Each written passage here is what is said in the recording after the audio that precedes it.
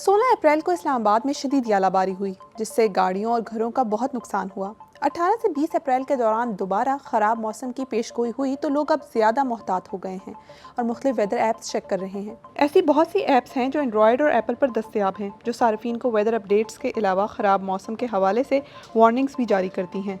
इन apps में से एक पाकिस्तानी ऐप वेदर वाले ने दावा किया है कि उसने 16 अप्रैल से पहले ही शदीद यालाबारी के बारे में खबरदार कर दिया था।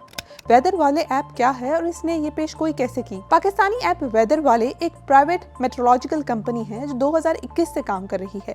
कंपनी के पास 300 से ज़्यादा जदीद वेदर स्टेशंस हैं, ज़्यादातर पंजाब और खैबर पख्तूनख्वा में हैं।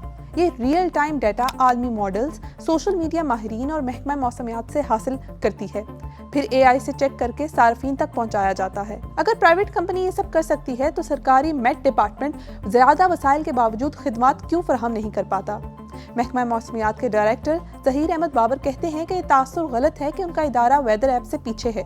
उनके पास 100 से ज़्यादा वेदर स्टेशंस, 3 जदीद रडार्स और किसान ऐप है जो हर 2 घंटे बाद अपडेट होती है। वो बताते हैं कि दुनिया के तमाम ऐप्स भी तकरीबन इन्हीं बड़े मॉडल से डाटा लेती हैं, इसलिए थोड़ा बहुत फ़र्क तो हो सकता है, लेकिन उनकी ज़्यादातर पेशगोइयाँ दुरुस्त साबित होती हैं।